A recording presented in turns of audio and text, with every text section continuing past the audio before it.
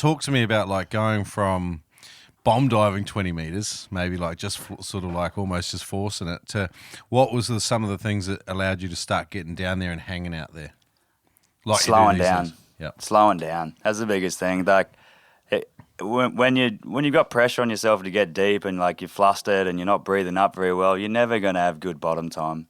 The way to do it is just learn good breathing techniques, maximize your time on the surface, and then the slower you can get your heart rate and the less active you can be on the way down is how you maximize your time down there. And it's kind of one of those things you've got to work out for yourself, you know. And yeah, definitely you got to put yourself through the paces, but just slowing everything down is just the way to go. Like panic never makes any situation better. Yeah, love it. Ever. Awesome, Ben. We're going to come back to your journey. I want to touch base with Matt. Matt, you guys have both got really good fish sense as well, and this is a massive shine on session. I'm like fanboying hard here. But you guys have a really good sense for like the lay of the reef, putting people on the right drift lines, and planning a sort of a sequence of dives. You guys don't seem to waste a lot of time over unfruitful ground.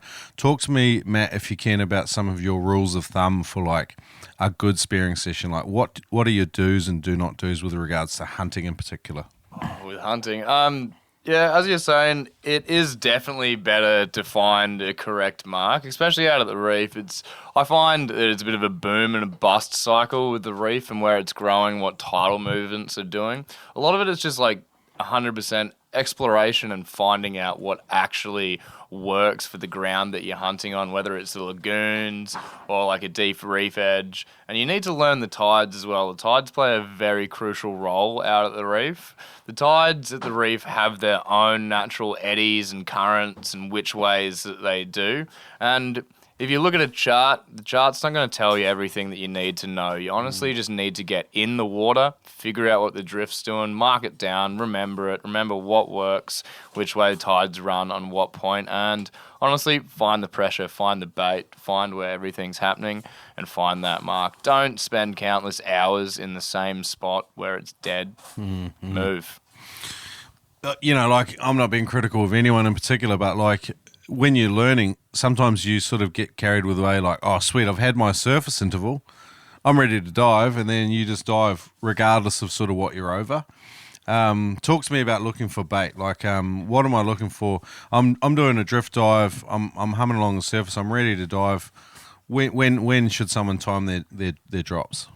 It's not only just bait that you're looking for. You're looking for structure down there as well. Like you'll see there'll be different tangents and gradients of the reef. Like yesterday we drifted over some ground that had like a nice slow sloping drop off, a bit more like broken rubbly reef, and you see the fish don't actually congregate and hang around there. But then that came up to a much steeper wall drop off and a bommy, and then you could see that there was a whole bunch of bait fish hanging off that bommy where there was that change in ground, still the same amount of depth, but it definitely change in the structure, and that's where you find fish hang. So yeah, I know little changes, little structures, little like isolated pockets of life or structure is definitely a good thing to choose and bomb down on those.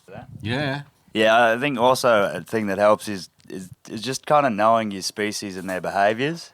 You know, like if you find a good ledge and you're going down there and you're like, I hope there's a fish there. It's like when you're like looking for like, you know, you might get surprised by something down there. Or if you know a mangrove jack might be on that ledge, you know, you bomb down, you're looking for a jack. Or that's a good hole that might have a trout in it because like that looks quite trouty. Or like that bommy right there with an undercut ledge might have a cray in it. Like kind of knowing what species you're looking for in what location. Like sandy bottom, like looking for spangos.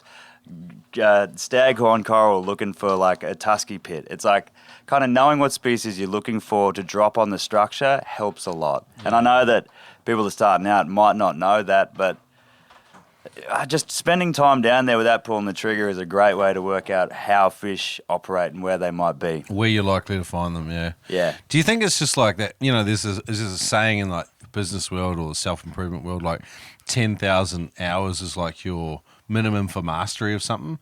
Like, I know you guys have put in your 10,000 hours in the ocean, you know. Do you think for a lot of these guys it's just hundreds and hundreds of hours observing and learning and cataloguing?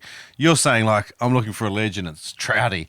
You know, like, I can kind of hear what you're saying, but it's like for people, like, it's a little bit obscure. It's almost like you've got to do it a lot yourself to kind of get that. Yeah, I think so. Yeah, 100%. Just put the time in, and you'll get the expertise. But I heard another good quote the other day. It's like 1,000 hours makes you better than 95% of the population at something, and 1,000 hours is 18 minutes a day for a year. Yeah, nice. Bang, that's not much time. So even if you average that out and you go for a 3-hour dive a week, by the end of that year, you've done 1,000 hours in the ocean. And whatever your ground is around your house, you probably should know how it operates. Yeah, and like with a trip like this, like a lot of these guys have got sort of 10 plus hours, and they've had a couple of looks at different parts of the reef, but it's during one time of the year, during one particular tidal phase, one particular moon phase. So it's a good snapshot, but it's not like a comprehensive look at the reef either. That's where local knowledge, I guess, really comes in handy too. Yeah, but then when in doubt, find the bait, find the fish, mate. Yeah.